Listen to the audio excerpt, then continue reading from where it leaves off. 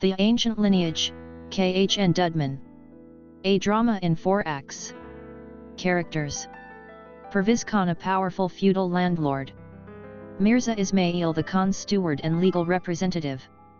Sadiq Bey, the Khan's trusted aide. Rajab, the village headman. The Khan's daughter. Chief wife. Second wife. Rashid, the Khan's servant. Alakulo, a poor peasant. Badal, his son. Guls Anam, his daughter. Hussein, the chief valet. Abdul Lakin, Perviz Khan's enemy. Young peasant. Armenian. Taghi. Haydar, outlaws. Khalil. Shireen. Safi. Village elders, young men, servants, eunuchs, wrestlers, messengers, commanders, guards, children, and villagers. Act 1. In Perviz Khan's village. The steward's house. In front of the house is an open square crowded with villagers. The Khan's steward, Mirza Ismail, is seated on the balcony. Groups of people stand here and there in conversation. To one side, an old peasant, Alakulu, is talking with a young peasant. Young peasant. They say the Khan is coming to the village today. Do you know how much hardship every visit he makes brings upon the peasants? Yet he has no pity for his own people. The peasants are said to be like the Lord's children. A lord should not oppress his own children. Alakulu. My son, you are still young. When you reach my age, you will speak a little more wisely. Looking around. Let us step aside so no one overhears us. They move aside. My boy, the farther away the landlord stays, the better it is for the peasant. Let him sit in his own house and, whenever taxes are due, send his steward. Then we can give the steward a little and plead a great deal, or give a great deal and plead only a little. One way or another, we send him on his way. Young peasant. But when the landlord himself comes, you can throw yourself at his feet and say, My lord, have mercy. Our harvest was poor. There was drought. The water ran low. The floods never came. The locusts devoured the crops. He is a wealthy Khan. Perhaps he will pity the people and remit half their taxes. Alakulu. My son, you have not seen enough of the world. The man you describe is not Perviz Khan, it is only his shadow.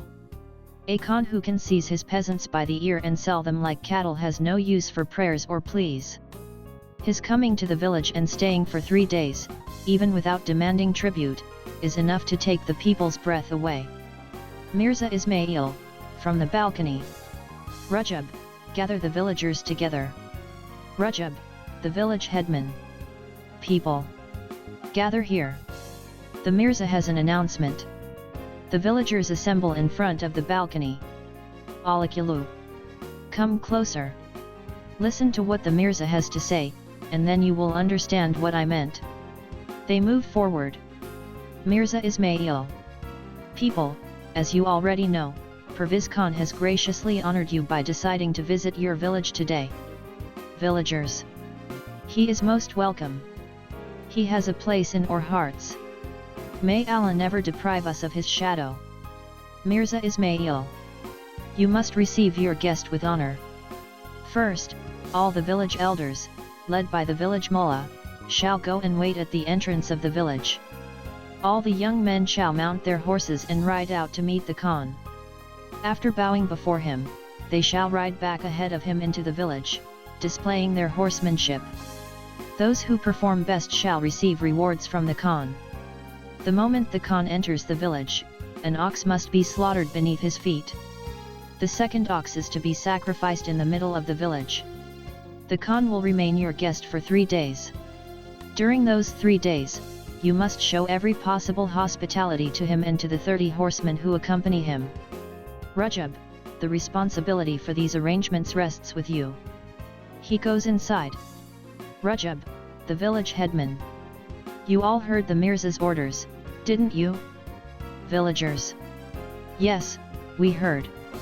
Rajab. Then there is no time to waste. The Khan is already approaching the village. The elders must go and wait for him by the Khan's mill. Send word to the mullah as well. Young men, why are you standing there? Come on. Hurry. Set out at once. Or do you expect another messenger to come and summon you? Move. The elders and young men leave. Alakilu, to the young man. Go on now. Mount your horse and ride out to meet the Khan. Do you see, my son? This is what it means when the Khan is coming. 2 oxen will be slaughtered today. And every day another 2 must be slaughtered, just to fill the bellies of the hungry wolves who trail behind him. And that's not all. Whatever anyone has at home must be brought to the Khan's service: yogurt, clotted cream, butter, cheese, lambs, whatever there is. When the Khan leaves, several wagons will be loaded with such things and taken away with him. Now, my son, do you see what it means when people say, the Khan has come? Young peasant. I see now, uncle. I never imagined it was like this. Alakilu. This is only the beginning. You have seen neither the middle nor the end of it. There is much worse still to come. For the Khan's pleasure they will even take the people's wives and daughters. Young peasant. Uncle, isn't the honor of the peasants also the honor of the landlord? Would a landlord really do such a thing? Alakilu. Have they left any honor to the peasants? They have stripped us of it. Young peasant. If anyone dared lay a hand on my wife, my mother, or my sister, whoever he might be, I would leave his corpse where it fell. Alakilu. Many men have said those same words. Rajab, the village headman, to the old man. Alakilu, why do you talk so long? Come on, hurry. Set out toward the Khan's mill. The Khan should be arriving any moment now. To the young peasant. Kambar, don't stand there either. Leave your conversation until the Khan has gone. Alakilu. So, if I don't go out to meet the Khan, will he turn back and refuse to enter the village? Rajab, the village headman. Go on, man. Don't speak so carelessly. You know if the Khan hears such words, he'd dig your father out of his grave. Alakilu. I'm going. To the young villager. Son, you go too. Mount your horse and ride out to greet the Khan. Perhaps he'll honor you with a reward or something else. Rajab. Alakilu, I said go. Talking won't do you any good. Seems your old back is itching for another whipping. Alakilu. Could we ever live without a beating? Our backs have grown used to it. If 2 days pass without a lash, our skin begins to itch. Rajab. Go, I tell you. Be grateful if a single beating is all you get. Alakilu, to the young man, come, son. They leave. Mirza Ismail, coming out onto the balcony. Rajab. Has everyone gone? Rajab. Yes, Mirza. They've all left. Pointing to the old man and the youth. Those 2 are just going now. Mirza Ismail, what were you talking about with them? You fool, is this the time for idle chatter? Once you catch hold of someone, you never let him go. Calling after the villagers. Off with you, brothers. Don't stand around. The old man and the youth leave. Mirza Ismail comes downstairs. Tell me, what were you discussing? Rajab. Nothing much. That Alakilu is as stubborn as a mule. He never watches his tongue. Someone ought to cut it out and teach him a proper lesson. Mirza Ismail. How so? Rajab. He says whatever comes into his head about the Khan. There's no one to rein him in. I told him to go to the mill and wait for the Khan, and he said, if I don't go, will the Khan turn back? Mirza Ismail. What? Doesn't he know the Khan's wrath? Doesn't he know they'll flog him until he dies under the whip like a dog? Rajab. That's exactly why I say he needs to be taught a lesson. Otherwise he'll lead the whole village astray. Mirza Ismail. Very well. When the Khan arrives, I'll report him. Rajab. Mirza, let me tell you something. By the bread you've fed me, Aghayeva has a daughter who has just come of age, such a beauty you wouldn't exchange her for half the world. I'd swear there isn't one like her even in the Khan's harem. She's fit for a king. Mirza Ismail. You scoundrel! Why haven't you told me this before? Rajab. I would have, but I was afraid of her brother. That young man smells of blood. Mirza Ismail. Don't worry about him. Is the girl really that beautiful? Rajab. I told you, she is worthy of a king, tall, black-eyed, cheeks like crystal goblets filled with crimson wine, a swan's graceful walk, hair falling to her heels. You'd think the poor girl had never even seen the light of day. Mirza Ismail /. Enough, you heathen. You've made me drooling over. Such a gift must certainly be presented to the Khan. Rajab. But, Mirza, I ask one favor. Please tell the Khan that I was the one who brought news of the girl. Perhaps the Khan will reward me. Mirza Ismail. Certainly, I'll tell him. Rajab. But, there is one thing. Mirza Ismail, what is it? Rajab, honestly. I'm still afraid of Aghayeva's son. You'll have to protect me from him. Mirza Ismail, that's easily taken care of. Don't worry. The sound of approaching horses is heard. Mirza Ismail, Rajab. Go and see, is it the Khan? Rajab, running to look, then hurrying back. Yes, Mirza.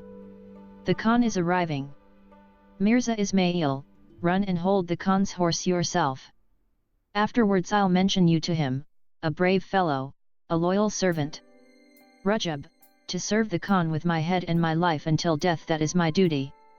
Mirza Ismail, hurry. Rajab runs off, with Mirza Ismail following him. Perviz Khan, accompanied by Mirza Ismail, surrounded by the village elders and young horsemen, enter. Perviz Khan, people, it is a pleasure to see you all. The villagers, welcome, Khan. May fortune always smile upon you. Perviz Khan, how are you? Are you all well? The villagers, may your blessings increase, Khan. May Allah never deprive us of your shadow. Perviz Khan, how are your crops? Are your cattle and sheep thriving? The villagers, thanks to your prosperity, all is well. While the Khan speaks with the villagers, Aghayeva stands silently at one side, listening. When the Khan glances toward him, he bows reluctantly. Mirza Ismail, people, the Khan is tired, and you have been on your feet since dawn. Go home now and let his lordship rest. If anyone has a grievance, come tomorrow and present it to the Khan. The villagers depart one by one, saying, let us take leave, with your permission. Without bowing, Aghayeva follows after the others. Perviz Khan, Mirza, who was that man standing off by himself? Mirza Ismail, my lord, his name is Aghayeva, son of Oraj. Perviz Khan, ah, yes. I've heard of him. So once again he kept apart from the others and avoided paying us proper respect? Mirza Ismail, long live the Khan. Neither I nor poor Rajab, the village headman, can manage him. He's an arrogant fellow. He says whatever comes into his head and leads the villagers astray. Perviz Khan, never mind. He'll receive the punishment he deserves. Mirza Ismail, but, my Khan, they say he has a daughter at home of such extraordinary beauty that words cannot describe her. Perviz Khan, is that so? Mirza Ismail, I swear by your noble head, Khan, if even half of what they say is true, she belongs in your harem. Perviz Khan, bring her to me tonight. If she pleases me, I'll take her into the harem. Mirza Ismail, as you command, Khan. If she pleases you, Rajab the headman deserves a reward.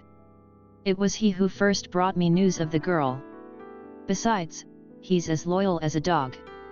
Perviz Khan, send someone to bring Aghayeva here. Mirza Ismail, calling Rajab. Rajab, running up. Yes, Mirza? Mirza Ismail, take a few of the Khan's attendants and bring Alakullu, son of Oraj, before his lordship. Tell him the Khan commands his presence. Rajab, at once. He bows and leaves. Perviz Khan, Mirza, is the list of young men ready? Mirza Ismail, yes, Khan. I've selected the names of 15 of the bravest. Perviz Khan, do you know what it's for? Mirza Ismail, no, my lord. Perviz Khan, do you remember that several years ago Rahim Khan sent me 2 fighting camels and 2 magnificent fighting dogs? Mirza Ismail, indeed I do, my lord. I even remember how the golden dog killed Abdullah Khan's dog, the one he'd bought for 100 gold coins. Abdullah Khan shot his own dog on the spot, then mounted his horse and rode away without even staying for dinner. Perviz Khan, excellent. Your memory serves you well. Rahim Khan has written to me again. He says, the young men of Haydar Khanli are famed for their courage. I ask that you sell me 15 of them to serve as my mounted retainers wherever I require. He offers 150 gold coins for each. That's a handsome price. I replied that I was willing to sell them at that rate. There's good money in it, and perhaps I'll finally repay the kindness that I owe for those camels and dogs. Abdullah Khan still refuses to speak to me. Laughs. Mirza Ismail, an excellent bargain. May Allah bless it. He hands over a list. Here it is, my lord.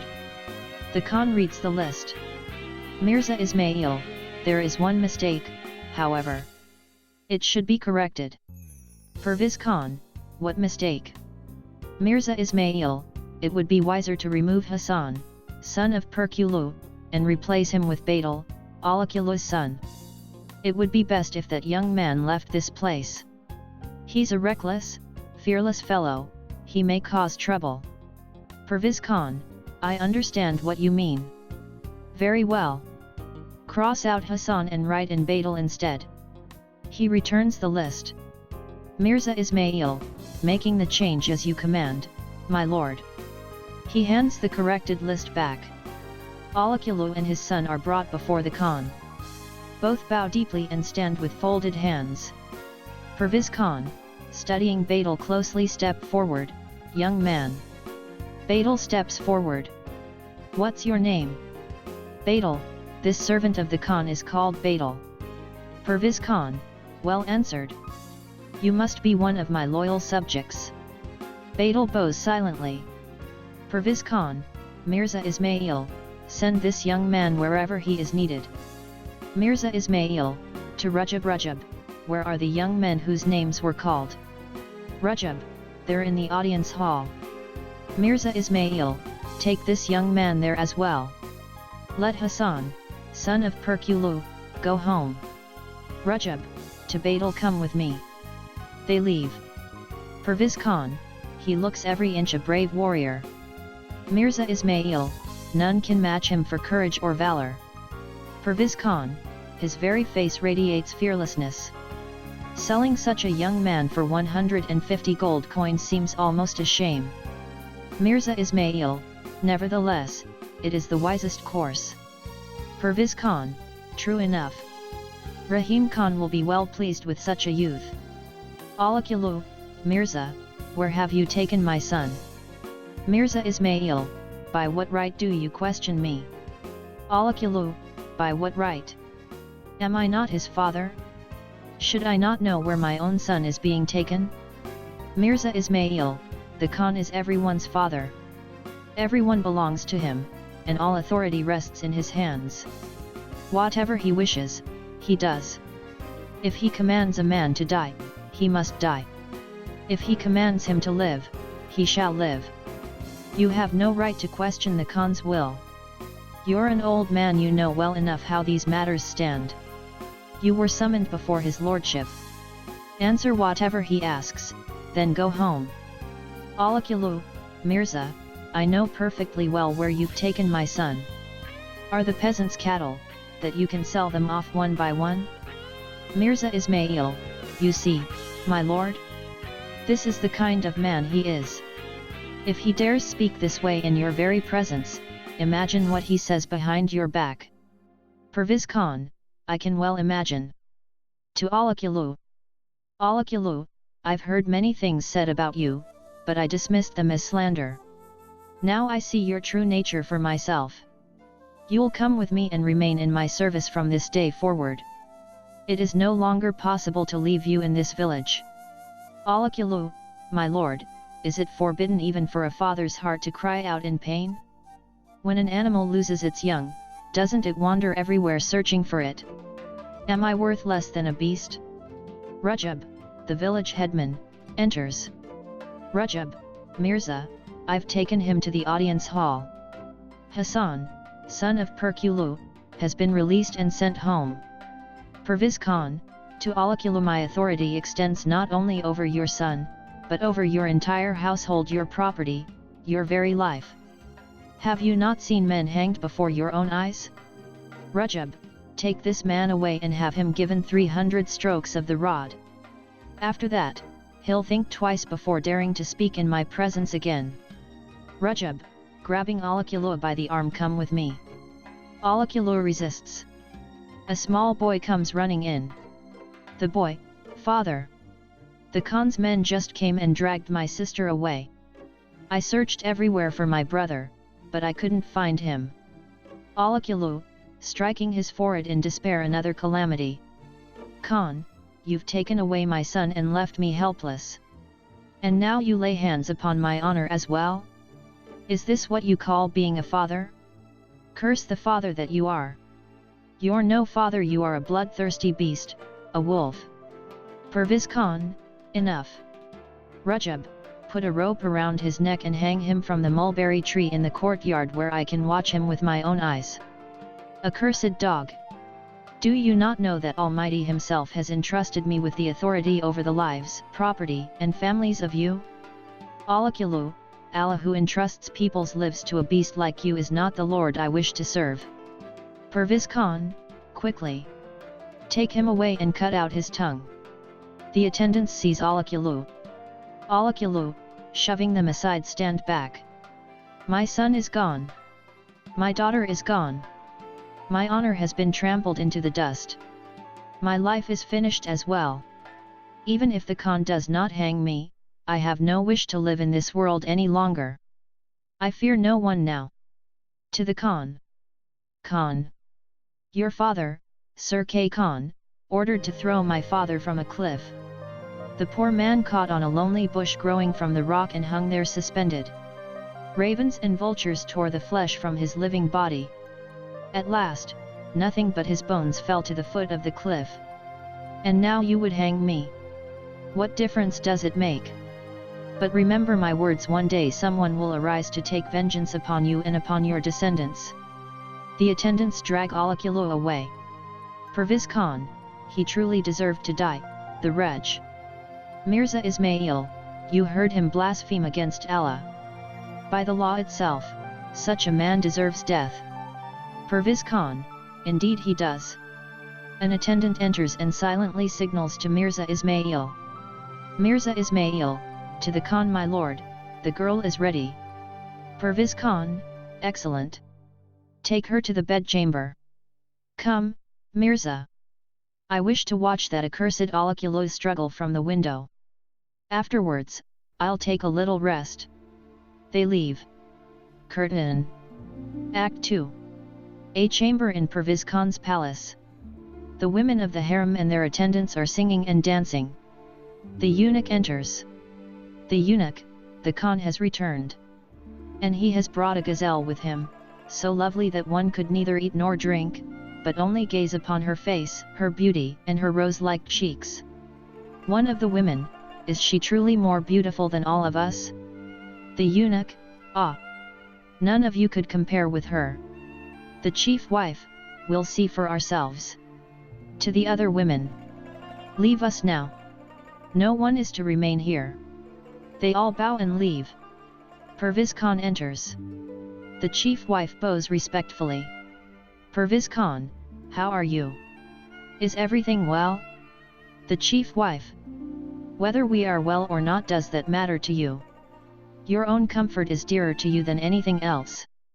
You've gone to the village for a little recreation and returned with a beautiful young maiden. As though the women already here were not enough for you. Perviz Khan. Don't let such thoughts trouble your heart, my dear. You are the chief lady of this household, and your place will always remain secure. Don't imagine that I've brought this girl here as another concubine for myself. No, I've had enough of that. She's an orphan, with no one in the world to care for her. I've brought her only so that she may serve you in the harem. The chief wife. Whether you bring her or not, the choice is yours. What right have we to object? Perviz Khan, I tell you again, don't entertain such suspicions. He claps his hands. A servant enters.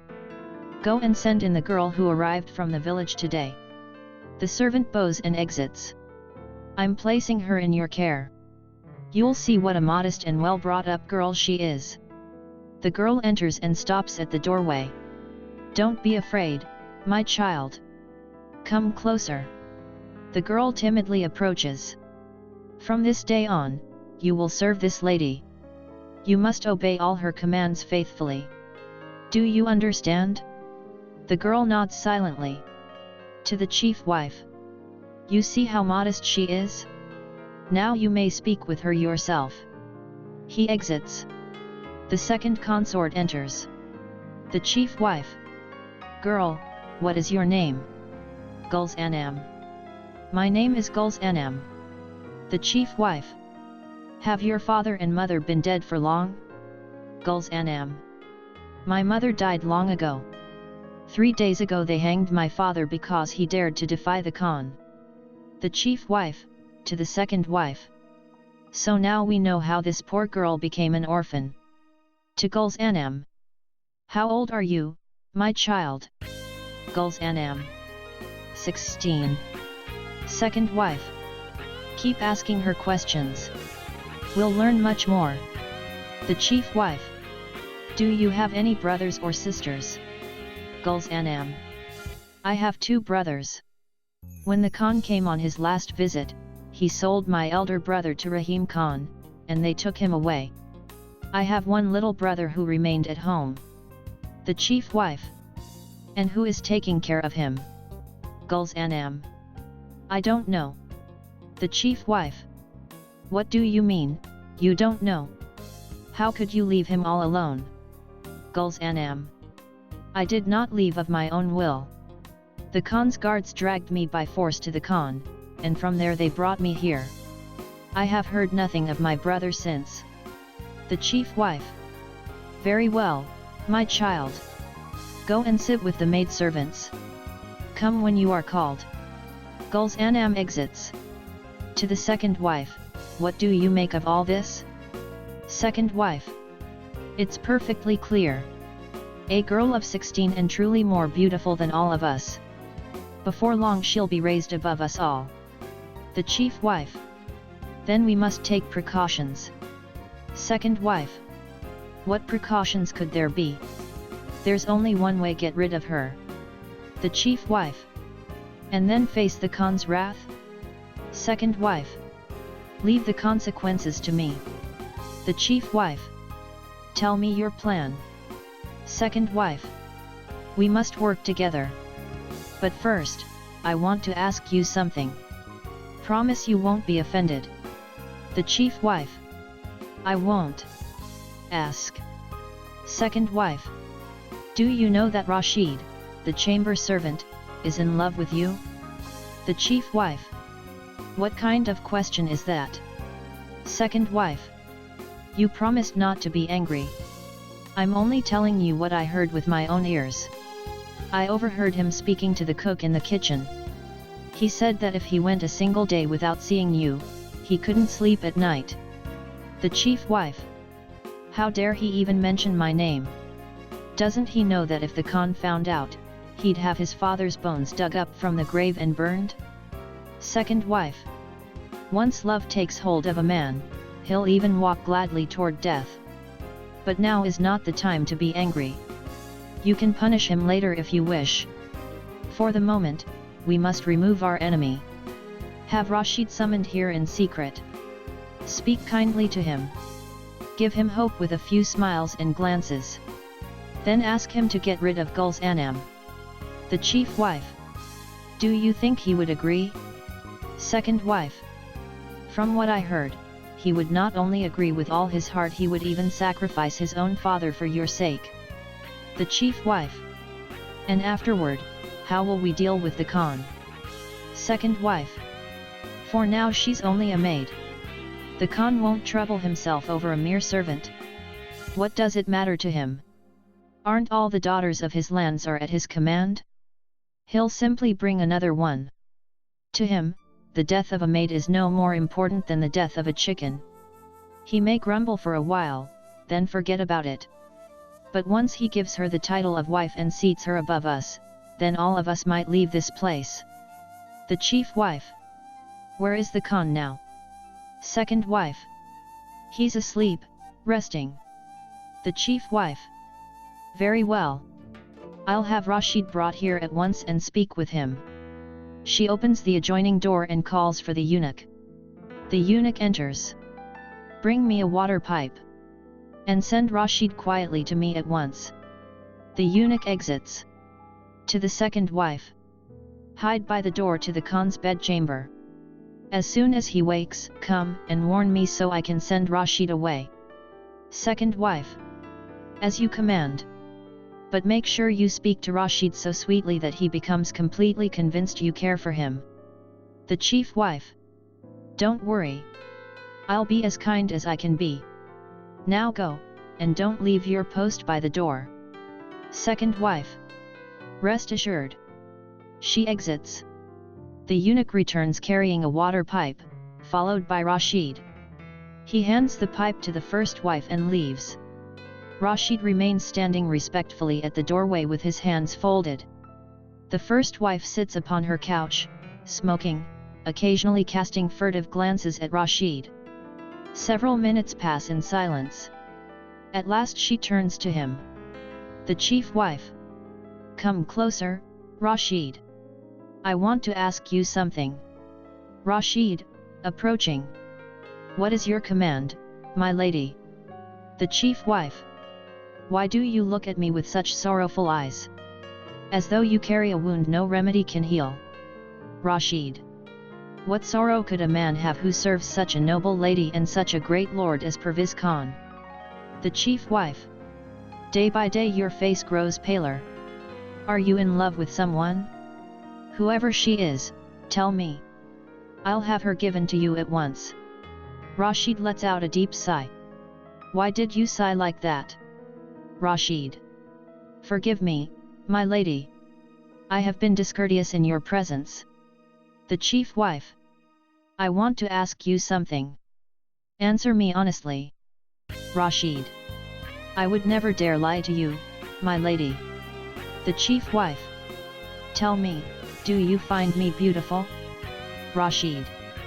My lady, what kind of question is that? The chief wife. Answer me. Either say yes, or say no. Rashid. My lady, I am but a servant. How could I ever dare allow such thoughts even to enter my mind? The chief wife. I know perfectly well what I asked. And I have heard everything you've been saying. Rashid. By my father's life, my lady, I beg you, do not expose me to Perviz Khan's wrath. Otherwise, every piece of my body will be left hanging from a different bush. Whatever they told you, they said it out of spite. How could I ever dare to speak of you in such a way? The chief wife. 4 days ago, what were you saying to the cook in the kitchen? Well? Has the color drained from your face? You see, I know everything. Now answer my question. Rashid. Throwing himself at her feet. My lady, I beg you, have mercy. By the lives of your children, by the life of Perviz Khan himself. I made a foolish mistake. I spoke without thinking. I said more than I should have. The chief wife. Get up. Rashid rises. Never mind. Everyone talks about a beautiful woman. What of it? Is a servant's heart made differently from anyone else's? Love may dwell in any heart. Take Pervez Khan, for example. He is a Khan, master of the lives and property of thousands of peasants. Yet he knows nothing of love. He already has 12 wives in his harem. Tell me, which one has he ever truly loved? The moment he tires of one, he brings another to replace her. That is not love. It is mere animal appetite. And now he has brought yet another girl from the village. Let us see how long she pleases him. But we women do not seek brutish desire. We seek true love. You are a servant in my household. When words of love fall from your lips, even our hearts begin to stir. Now tell me, what you said to the cook, did it come from your heart? Rashid. My lady, let me be your sacrifice. Only grant me leave to leave this place today to go somewhere far away. The chief wife. If you do not tell me the truth, I shall hand you over to Pervez Khan. And you know very well, he will roast your flesh like kebab. Rashid. My lady. By my father and mother. What terrible thing did I say? The chief wife. Admit it. Do you find me beautiful, or not? Rashid. What madness possessed me? What stone did I drop upon my own head? The chief wife. This is my last question. Answer it. Rashid. To tell the truth, my lady. I said it foolishly. Please don't be angry. The chief wife. Did you mean it sincerely, or were you mocking me? Rashid. How could I ever mock you? I meant every word. The chief wife. Then you truly think I am beautiful? Rashid. Is there any doubt? Had you not been beautiful, would Pervez Khan have made you the chief wife of his harem? The chief wife. That is not what I asked. How do I seem in your eyes? Rashid. Since you are my mistress, you must surely be beautiful. The chief wife. Speak plainly. Otherwise I'll have your skin flayed this very moment. Rashid. Then I shall hide nothing. Yes, you are beautiful. The chief wife. Come. Kiss my hand. Rashid. I dare not, my lady. The chief wife. I said kiss it. Rashid kisses her hand. Well? Is it sweet? Rashid. How could it be otherwise? The chief wife. If you grant me one wish, I shall grant every wish you ever make. Today you kissed my hand. Later, you will understand what I mean. Rashid. Command me, my lady. I will drown myself. I will throw myself into the flames and burn alive. Before your eyes I will drive a dagger into my own heart and pour my blood at your feet. The chief wife. No, I ask for none of those things. The Khan has brought a new slave girl from the village. She is young, more beautiful than I am. I fear it will not be long before he raises her above us all. If there is truly love in your heart for me, you must destroy that girl. Rashid. My lady, I have power over my own life. As I have already told you, I would gladly sacrifice it for your sake. But do not make me shed innocent blood. The chief wife. Then your love must have been a lie. Rashid. Throwing himself at her feet once again. My lady. Take this dagger, drive it into my heart. See whether I utter even a single cry. But do not call my love false. Whatever you command, I shall obey. The chief wife. Tomorrow I shall send that girl to the river with one of the eunuchs to wash clothes. Hide behind the bushes and shoot her dead. If the eunuch hears the shot, or sees and recognizes you, no matter, kill him as well. Do you accept? Rashid. I accept, madam, but... The chief wife. You will accept everything now. She points to her face. Come. You may also receive a kiss from here. Rashid kisses her face. At that moment Perviz Khan enters. Rashid runs away. Perviz Khan. You shameless woman. You disgrace. So this is how faithfully you have lived during these 18 years? It seems that for 18 years I knew nothing of my own dishonor. I am Perviz Khan. When my name is mentioned, all the surrounding Khans tremble, yet inside my own house, my own chief wife makes me a man without honor. No. No. I shall raise hell here today. I shall destroy the entire harem. Look. Perviz Khan's chief wife is playing with a servant before her husband's very eyes. Can there be a greater humiliation in this world? How can one ever trust a woman after this? He claps his hands. Eunuchs enter. Take this shameless woman away. Throw her into the dungeon. Tomorrow I shall punish her in such a way that the whole harem will learn a lesson. And that cursed Rashid, wherever he is, find him and bring him before me. The chief wife is taken away. The second wife, entering. Did you see your wife's loyalty? When I told you, you did not believe me. At last, you witnessed her actions with your own eyes. You used to say there was no woman more faithful than her. You brought her here and made her the chief of us all. You placed her above our heads. Now do you see who is truly faithful? Perviz Khan. You are all from the same bloodline. You are all shameless harlots. I will have all of you cut down by the sword. The second wife. If you find any fault in us, then so be it. Have me struck once, twice, 5 times by the sword. I will accept it. I am only happy that you have finally learned to distinguish truth from falsehood. Perviz Khan. Tomorrow you shall see what punishment I shall give her. I will have her killed before your eyes by her own lover, Rashid. Then I will cut Rashid's body into 2 pieces and hang it at the city gate. The second wife. And what fault does Rashid have? When a young man sees love in the eyes of a beautiful woman, naturally his heart will be drawn to her. Rashid is not guilty either.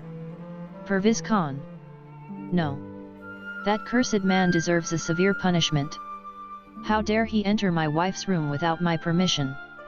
If I do not teach him a lesson, the other servants will never understand their place. The second wife. I can tell you something even worse, something you know nothing about. But I am afraid to speak while you are so angry. Perviz Khan. Tell me.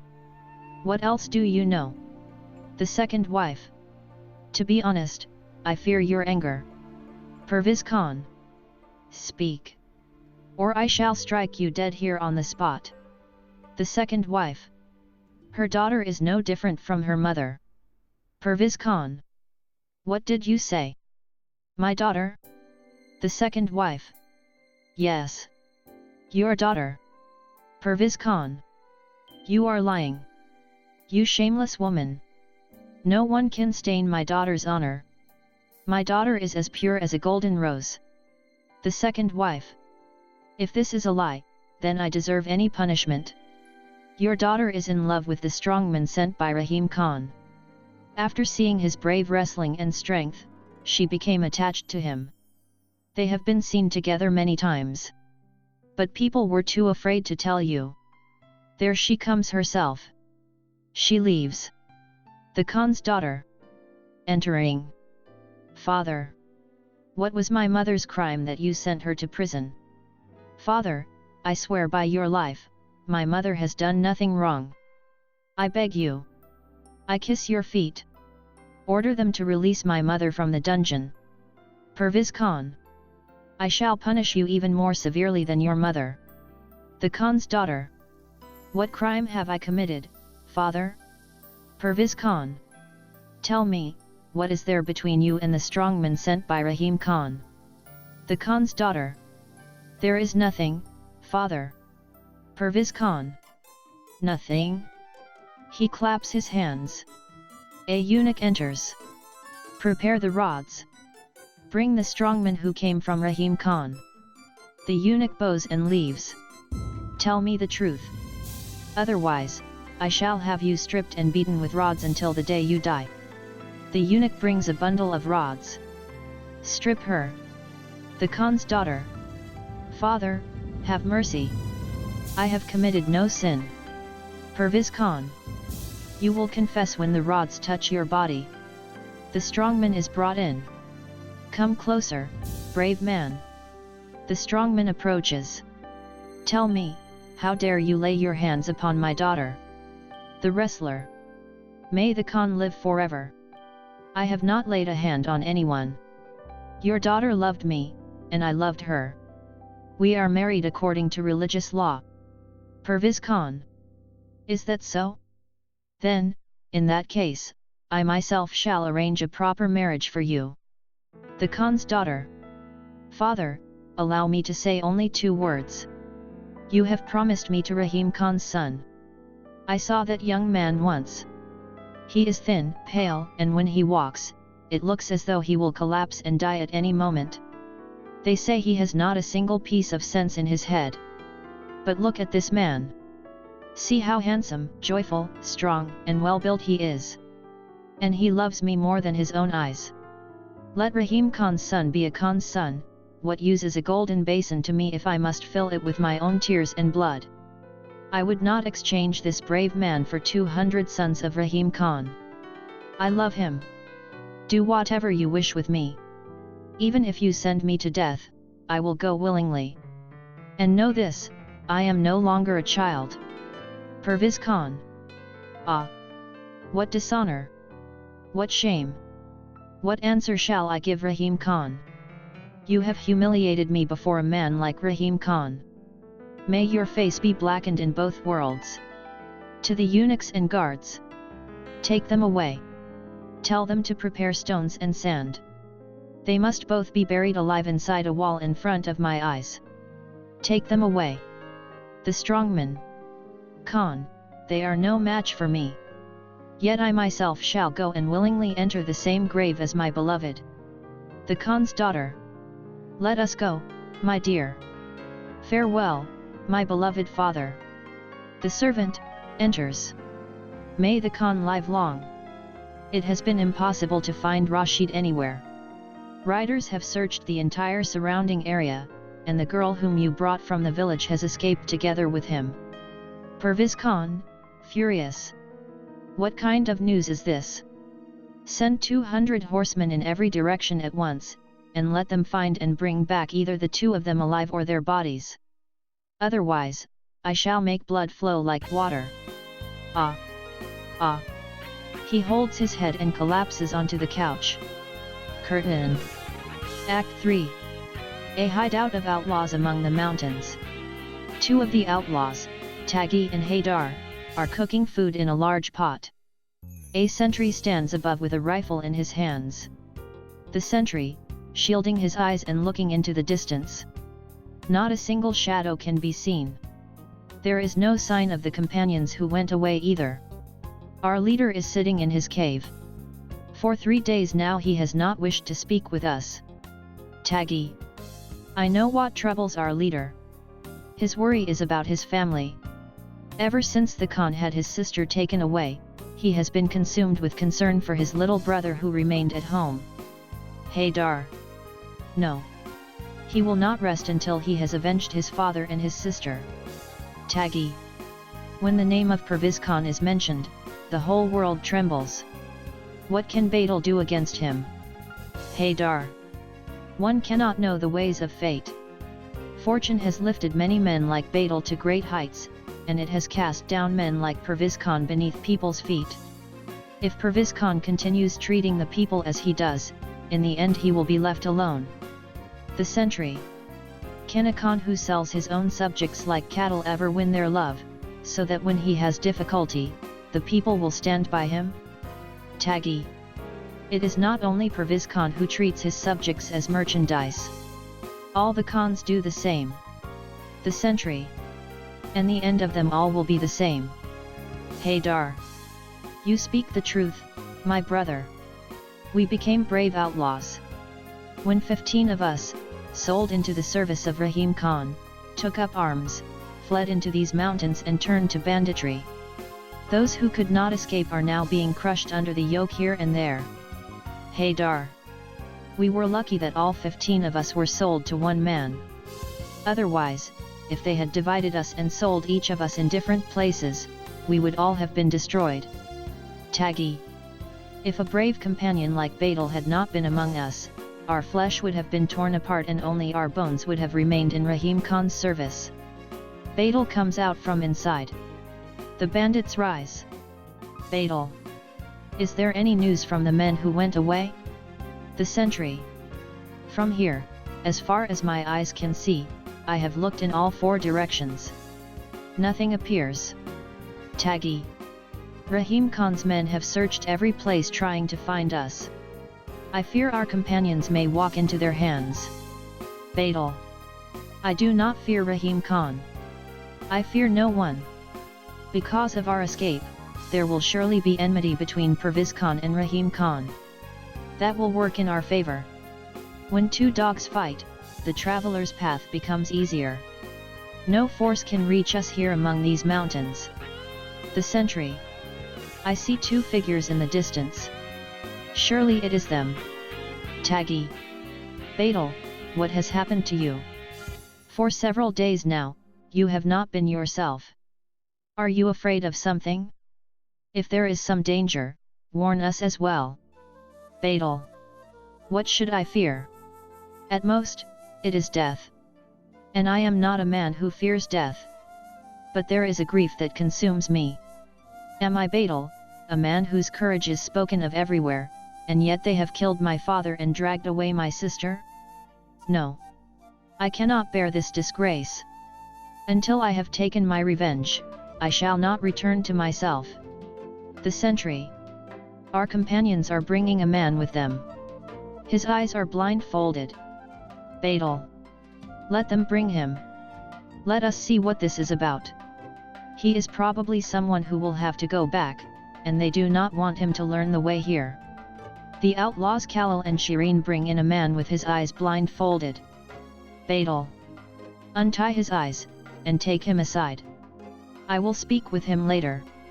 They remove the blindfold from the captive's eyes and take him aside. Khalil, tell me, what did you manage to accomplish? Khalil. We entered the village when the roosters were crowing. Everyone was asleep. When we reached Novruzkulu's house, the dogs came rushing toward us. We threw them a piece of meat we had brought along and moved forward. We knocked on the door. Novruzkulu woke up and asked, "Who is it?" We answered, "It is us." He recognized our voices and opened the door. We went inside. We talked until the 3rd crowing of the roosters. He says that the people's patience has reached its limit, they are only waiting for a single shot to be fired. The people's hopes, he says, are fixed on Badal. Everyone is waiting for the day when Badal will ride into the middle of the village on horseback. The people say, it is better to die than to live this way. Badal, after a moment of thought. Novruzkulu is not a man who lies. He has spoken the truth of the matter. What news did you hear about my little brother?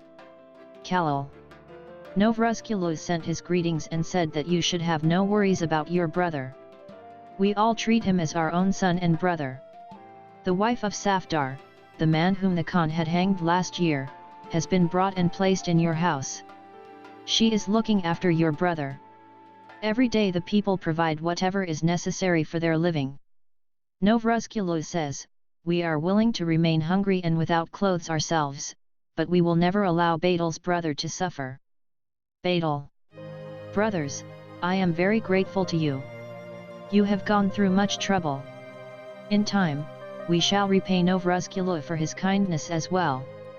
Who is the man you brought here blindfolded? Khalil. We met this man on the road. He said, I have an important message for Badal Khan. Show me his whereabouts. So we blindfolded him and brought him here, so that he would not learn the secret path. Badal.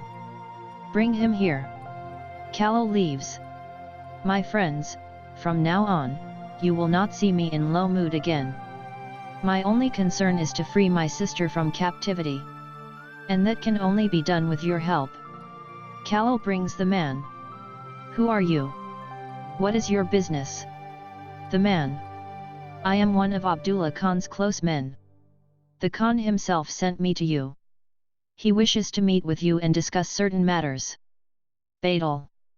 What business could Abdullah Khan have with the leader of a band of outlaws? The man. The Khan has an important matter to discuss with you and your companions. If you agree, he will come with only 2 men. Badal. Is Abdullah Khan far away? The man.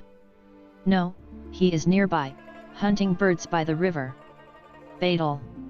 The same place that belongs to Pervez Khan's hunting grounds? The man. Yes. Badal. Has Pervez Khan given him permission to hunt there? The man. No. Abdullah Khan says that Pervez Khan's hunting grounds must be ruined. Badal. What is the reason? They were friends, were they not? The man. I do not know the reason. Badal. Go and tell Abdullah Khan from me that whenever he wishes, I am ready to serve him. Take this man away and let him go. One of the men escorts him away. The sentry. A horseman is passing along the road, carrying a full saddlebag. Badal. 2 of you go, find out who it is, and bring him here. 2 men leave. Do you know, brothers, it is true that we have taken the name of outlaws and bandits, but our purpose is not to rob travelers on the roads. Our first aim is to strive to free ourselves and our poor brothers from the claws of bloodthirsty men like Pervez Khan and Rahim Khan. There are many like us who have been driven away from their homes and families. Behind each of them, there are eyes watching and waiting. The people have grown weary of the cruelty of the Khans. They need only one sign from us, and they will all rise against the Khans as one man. Therefore, we must increase our strength, send our men among the villagers, and awaken the people. After that, we shall easily achieve our goal. Taghi. And then you will become our Khan. Badal. No one shall become a Khan. If I could sit quietly and hold the handle of my plough, I would consider myself greater than all the Khans in the world. Shireen. But in that case, what shall we eat and how shall we live here? Badal. First of all, the supplies we took from Rahim Khan will last us for some time. Besides, I do not say that we shall sit here doing nothing. If goods come into our hands from a wealthy Khan, a nobleman, or a merchant, then certainly we shall take them. But no one must ever touch the poor and helpless. The property of the rich is lawful prey. The bandits bring in an Armenian man. Was this the horseman traveling on the road? A bandit? Yes. Badal. May Allah protect you, my friend. Come closer. The Armenian. Khan, may I be your sacrifice. Take everything I have, but let me go. My children are waiting for me. Badal. I am not a Khan. Come closer. The Armenian approaches. Where were you coming from? The Armenian. I beg you, Khan. Badal. Again you call me Khan? If you say Khan once more, I shall kill you. The Armenian.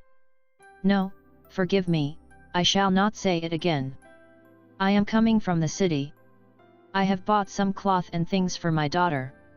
Tomorrow is her wedding. Badal. Show me what you have bought. The Armenian fearfully opens his saddlebag. Is this all? The Armenian. What else could it be, my lord? This is all I can afford. Take even this and let me go. I do not mind sending my daughter away without a dowry. Badal. This is not enough, my friend. A wedding cannot be held with this. He takes out money and gives it to him. Take these 5 gold coins. Return to the market and buy some more cloth and other things.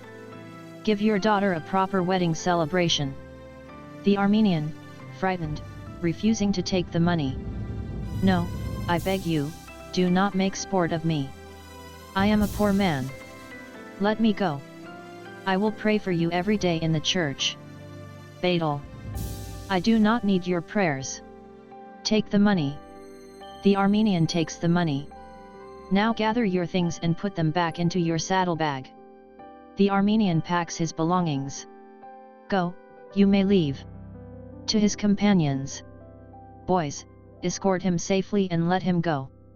The Armenian. May God keep you under his protection. I beg you, please take the trouble to come with your companions to my daughter's wedding. Badal.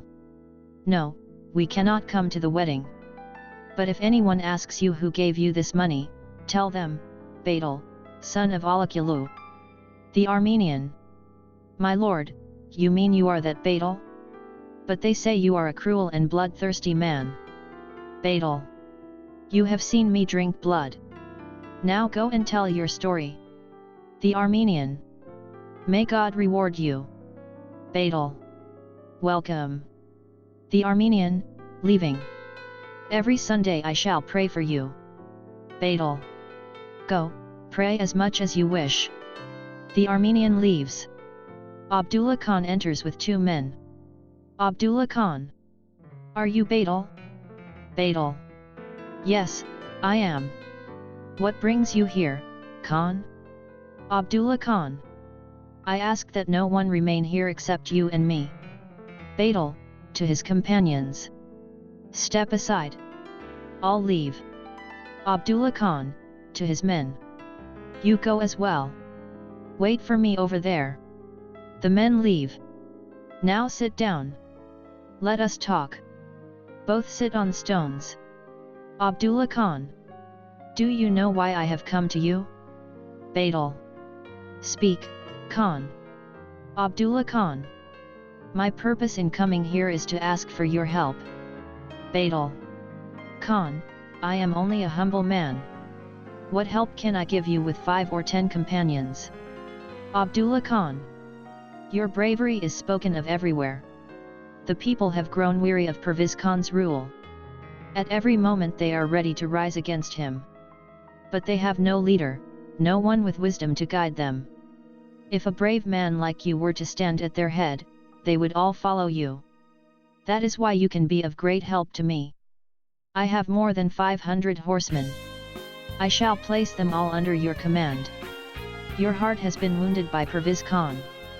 I must set fire to his whole lineage. Badal. I have not heard that there is any hostility between the 2 of you.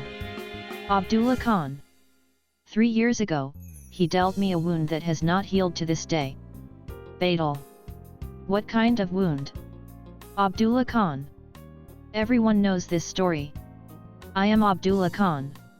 I have honor and respect among all the nobles and khans. Yet Pervez Khan had my dog strangled by his own dog. I can never swallow such a disgrace. Badal. My Khan, is the strangling of a dog really such a great matter? Abdullah Khan. You do not understand, my son. Among us Khans, whether a man's dog is strangled or the man himself is strangled, there is no difference. I must strangle Pervez Khan himself like a dog. Badal. Khan, is this offer coming from your heart, or is it merely words? Abdullah Khan. Abdullah Khan does not lie. I have spoken to you the sincere words of my heart. Give me your hand. You will be my ally, and I will be yours. Badal, after thinking for a moment. Take my hand. I am ready. Abdullah Khan. I shall leave now. I will keep you informed of all my preparations. Badal. Very well. Send some of the men you trust into Pervez Khan's villages disguised as beggars or peddlers. Let them prepare the people. Abdullah Khan. A wise suggestion. I shall do so. Farewell. They shake hands. Badal. Welcome, Khan. It would have been better if you had stayed. I would have had a lamb slaughtered for you. Abdullah Khan. Thank you. Your joining me is itself the greatest feast. He leaves. Badal, seeing him off and returning. Companions, gather here. The companions gather. Brothers, it will not be long before we all return to our homes and go back to our poor lives. Shireen. Do you mean Pervez Khan has forgiven us because of our wrongdoing and sent Abdullah Khan here to ask for our pardon? Badal. No. Abdullah Khan will march against him together with us. Shireen. Do not believe him, Badal. A man should not trust a Khan. One Khan will never trample another Khan's feet. In the end, whatever happens, it will be we who suffer. Badal. No, it is not so. One of us had his sister taken away, another had his daughter taken away.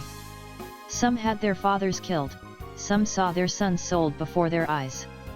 These are great acts of cruelty. But the wrong done to Abdullah Khan is worse than all of these. The companions. What wrong? What wrong? Badal. Pervez Khan's dog strangled Abdullah Khan's dog. The companions burst into laughter. Shireen. Indeed, it is a great injustice. A Khan's dog is strangled, and he does not take revenge? Then he should give up being a Khan. Badal. Truly, do not turn it into a joke, my companions. The strangling of a Khan's dog is a serious matter. Safi and another companion bring Mirza Ismail and Rajab, the village elder, with their hands tied. Badal. Well. Well. What fine guests are coming to visit us. Where did you hunt down such precious offerings? Safi. To tell the truth, in recent days we could not bear to see your face. Whenever we saw you without joy, our hearts would bleed. At last we thought, let us go and bring him a worthy gift, perhaps it will lift his spirits. At night, secretly, we entered the village. We took a few of the boys with us and went to the place where Mirza Ismail was sleeping. We tied his mouth tightly, dragged him out of his house, and brought him to the Khan's mill. We left him there and went after Rajab, the village elder. We went straight into his house. The moment he woke up and asked, "Who is there?" we pressed rifles against his ribs from both sides. His voice died right there. We took him to the mill as well. There we tied both of their arms tightly and brought them before you. From this moment on, their fate is in your hands. If you wish, kill them, if you wish, spare their lives. Badal. I am very grateful to you, brothers. This is what one calls risking one's life in service. Indeed, you have brought a valuable gift. To Mirza Ismail. Mirza Ismail. How are you? Are you well? Mirza Ismail. What can I say? You can see yourself what condition I am in. Badal. I see it very clearly.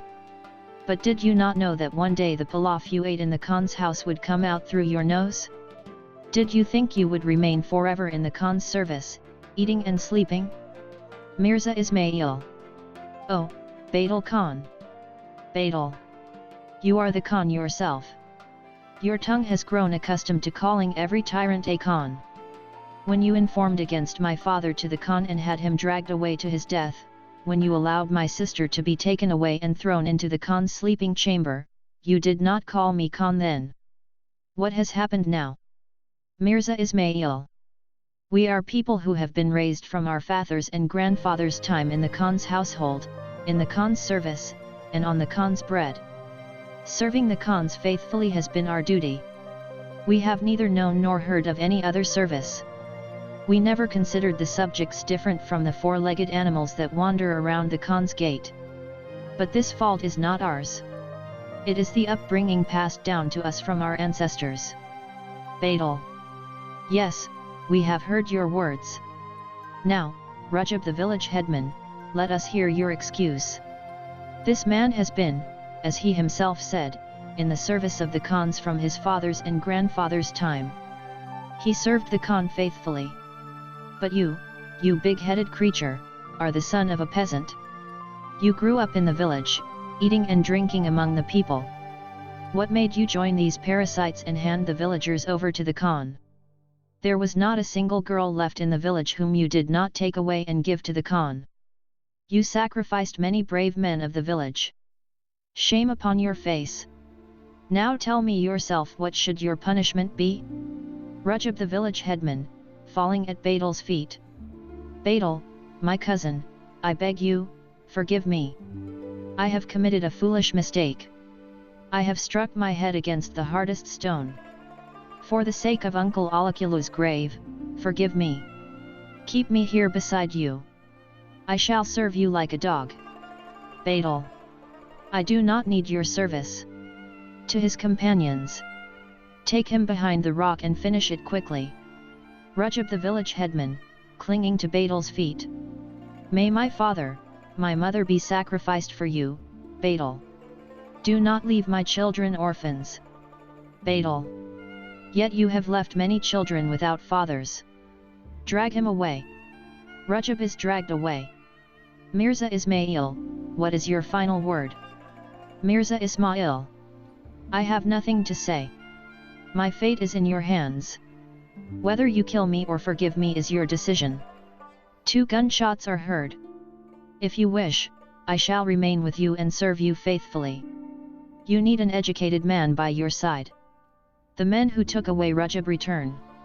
Badal. What happened? One of the companions. We sent him safely to join his ancestors. Badal. Very well. To Mirza Ismail. We shall take care of ourselves. Those whose stomachs are filled with the leftovers from the Khan's kitchen can be of no use to us. To his companions. Boys, take him to Rajab, the village elder as well. It is a sin to separate them. Mirza Ismail is taken away. The sentry. A horseman is coming from above, riding quickly, with the girl behind him. Badal. Whoever it may be, surely he has taken a girl and fled, coming here to seek refuge. Let him come. We shall see. 2 gunshots are heard. Yes, Mirza Ismail has also departed. Now it is Perviz Khan's turn. Brothers, it is true that everywhere people call me brave, but until now I have never harmed anyone's property or taken anyone's life. When a chicken was slaughtered beside me, I would turn my face away. But the death of these accursed men gives me pleasure. One of the bandits. Why? Are we not men of the same tribe? Who does not know you? Rashid enters with Gulz Anam. Gulz Anam. Brother. I would gladly die at your feet. Thank Allah I have found you alive. She throws herself into Badal's arms. Badal, embracing her. My dear sister, welcome. Now I have nothing left to worry about. But who is this young man who brought you here? Rashid. I served as one of Perviz Khan's attendants. My name is Rashid. They brought this girl into the Khan's household. I realized the women of the harem would kill her because of her beauty. I'm a peasant's son myself. My conscience could not bear to see a village girl murdered before my eyes. I found her near the gate and said, Sister, if you don't flee now, they'll kill you. Let me help you escape. She agreed. I saddled one of Perviz Khan's finest horses, put her up behind me, and rode away. I didn't even know where we were going. We wandered from village to village, hiding wherever we could. Then we heard the news that you and your comrades had escaped from Rahim Khan. She wept and begged me to bring her to you. So here we are. Badal. Brother, I can't thank you enough. Your name is Rashid, and truly, you are rightly named. Rashid. If you'll permit it, I'd like to stay here with you from now on. Badal. Nothing would please me more. For what you've done, I'll give you a reward worthy of the deed. You'll receive it over Perviz Khan's dead body. Brothers, gather round. They gather. We can no longer remain here. Once Perviz Khan learns that Mirza Ismail and Rajab have been taken, he'll surely descend upon the village in fury. We must reach the village before he does. The people are waiting for us. Make ready. As soon as darkness falls, we move. Pointing to Rashid. This young man rescued my sister from captivity. From this day on, he is one of us, a brother among brothers. Before long, you'll see Perviz Khan's ruined lands flourish again. Our people will be free from the Khan's claws and live by the work of their own hands.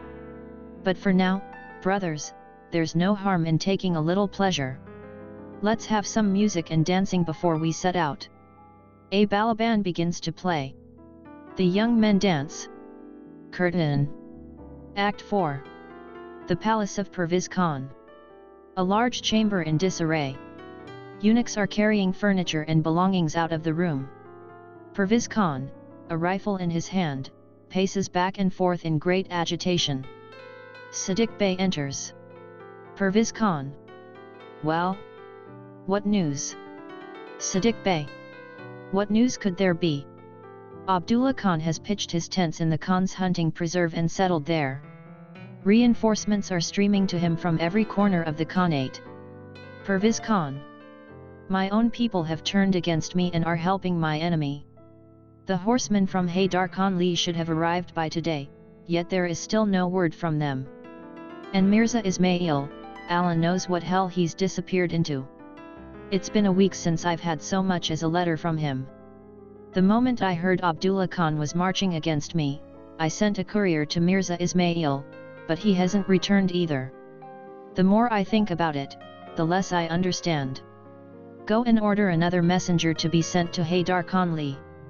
Perhaps the cavalry will arrive before my negotiations with Abdullah Khan are over. Siddiq Bey. Khan, sending another courier to Haydar Khan Li is useless. Even if we send one, he will never come back. Perviz Khan. What do you mean by that? Speak plainly. Siddiq Bey. Forgive me, Khan. We have managed to gather only 200 horsemen, and even they cannot be relied upon. At the first sign of real danger, they will desert us. Badal, son of Alakyulu, the very man you sold to Rahim Khan, is now in Haydar Khan Li with his companions. The entire village has armed itself and obeys his every command. Perviz Khan. Then why hasn't Mirza Ismail reported any of this to me? Had I known, I would have spoken to Abdullah Khan in a very different tone. Siddiq Bey. Khan, neither Mirza Ismail nor Rajab the village headman is in Haydar Khan Li anymore. Perviz Khan. What happened to them? Siddiq Bey. Badal's men kidnapped both of them from their beds in the middle of the night. They have almost certainly been killed. Perviz Khan. Then why wasn't I told before now?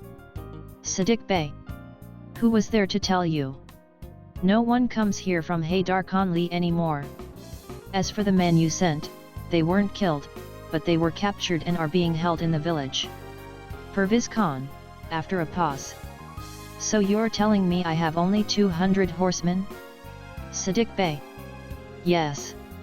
That was all we could muster. Perviz Khan.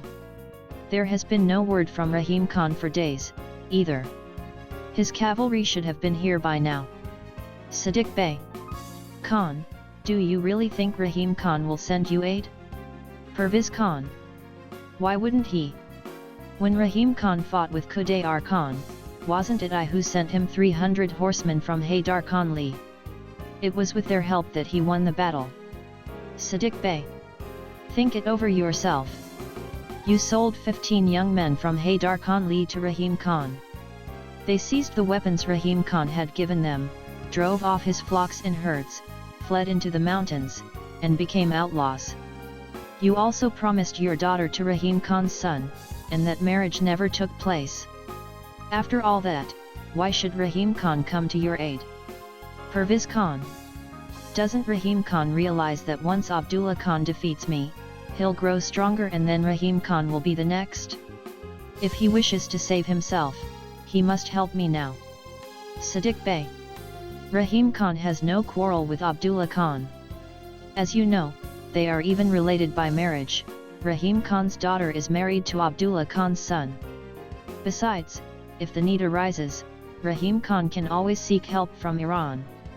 All he has to do is place himself under the protection of the Shah of Iran. Perviz Khan. Couldn't I seek help the same way? Siddiq Bey. It's too late, Khan. The enemy has surrounded us. They haven't even left you a road to escape. Perviz Khan. Then give me your advice. You've seen service and lived through many hardships. Siddiq Bey. There is no good course left, Khan. Either you must give Abdullah Khan what he demands, or you must fight with him. Perviz Khan. Is Abdullah Khan's demand even worth considering? He wants half my people and 10,000 gold pieces. I wrote back to him that all we the petty Khans have a great enemy looming over us, Iran. We can withstand that threat only if we stand united. If we quarrel among ourselves, we shall be easily destroyed one by one. After writing that, I offered him 15 villages and 2,000 gold pieces instead. Now I am waiting for his reply. I believe he will accept my proposal. And afterward, I know exactly what misery I shall bring upon those thankless peasants who have turned against me. Go back to your troops now. Whatever happens, we must be prepared. Siddiq Bey exits. Perviz Khan paces the room with his head bowed in thought. A messenger enters. Perviz Khan. Well? What news have you brought? Messenger. Long live the Khan. After Abdullah Khan read your letter, he gathered his commanders to consult with them. Then he summoned me and said, tell Perviz Khan that I will hold no further negotiations with him. Even if he gives me everything I demanded, I will refuse it. I intend to take possession of his entire Khanate. Then Badal, son of Alakulu of Haydar Khanli, who is there with several hundred horsemen, called me aside and said, tell your Khan that even if he makes peace with Abdullah Khan, he will still have to reckon with me. And I personally will not allow Abdullah Khan to make peace with him. Perviz Khan. Go. Bring Siddiq Bey back at once. The messenger hurries out. Perviz Khan continues pacing with his head in his hands, repeatedly going to the window to look outside. Siddiq Bey re-enters. Perviz Khan. I must tell you that we have no path left except war. Abdullah Khan has rejected our offer. If you defeat Abdullah Khan's army, I promise you and your fellow commanders the 10,000 gold pieces he demanded from me. Go, my brother. Siddiq Bey. We are ready to fight, and we shall fight. But Abdullah Khan's army is 5 times the size of ours. Perviz Khan. Strengthen your entrenchments as much as you can. Encourage the cavalry at every opportunity. Promise them, in my name, rich rewards and robes of honor. Siddiq Bey. As you command, Khan. We shall do everything within our power. I will take my leave now. Perviz Khan. Go, my brother. Go, my son. Siddiq Bey exits. The Khan paces the chamber like a man driven to madness. The chief wife, formerly the second consort, enters. The chief consort. My dear Khan, what's happening? They say you're about to go to war with Abdullah Khan. Perviz Khan. I am. What concern is it of yours? The chief consort. Have you given no thought to the women of the harem? Where are we supposed to flee? Perviz Khan. To hell, for all I care. I don't know where you'll flee. Every disaster that has befallen me is your doing, you cursed woman. The chief consort. What now? Why am I to blame? What have I done? Perviz Khan. What haven't you done? To make you chief consort, I had murdered my own wife. I walled up my own daughter alive with these very hands. If my daughter had been in Rahim Khan's household today, Abdullah Khan would never have dared raise a hand against me. The chief consort. I never lied when I told you your daughter had a lover. Didn't you see your wife embracing Rashid with your own eyes? Perviz Khan. I saw it. I saw it with my own eyes. But is there a single virtuous woman left in my harem? You're all whores. I'll cut off your head with my own hands this very moment, you wretch. He seizes her by the throat, throws her to the floor, and draws his dagger. The chief consort. Help! Help! Save me! Hüseyn rushes in and shoves the Khan aside. Hüseyn! Stand back! Perviz Khan! Who are you? By what right do you enter here? Hüseyn! No one will kill the woman I love before my eyes. Perviz Khan! What nonsense are you talking? Who is this woman you love? The chief consort. I am. You fill your harem with women and imagine they're all faithful to you? She clings to Hüseyn. Perviz Khan! I'll hack the two of you to pieces. Traitors! Thankless curs! He lunges toward them, but Hüseyn knocks him back, and he escapes with the chief wife. The Khan rushes after them with his dagger. Gunfire erupts outside. A servant hurries the Khan back into the room. Servant! Long live the Khan! Bullets are pouring in from every side like rain. Don't expose yourself. Stay inside. We'll fight as long as we have breath. Perviz Khan! Don't leave me. Stay here beside me. Don't go. He collapses onto his throne, staring wildly about him. The gunfire grows louder and draws nearer. A commander enters. Commander! Long live the Khan! Our men can hold out no longer. Abdullah Khan's horsemen have entered the village and set the Khan's buildings ablaze. The flames are spreading toward the palace. You must escape while you still can. He exits. Perviz Khan! I'm no Khan. I'm nothing. I'm a savage dog, a wolf, an executioner. I won't take a single step from this place. I'll stay here until I die. To the servant. Load the rifle and hand it to me. The servant rams home the charge and gives him the rifle. The Khan fires. Before I die, I'll send a few of those wretches to hell. Each time the Khan fires one rifle, the servant loads the other. Give me the other rifle. He fires. Load this one. Watch that horseman there. He fires again. Look how he tumbled from his horse. Here, take this one, give me the other. He fires. There's another. Well done, Perviz Khan. And another.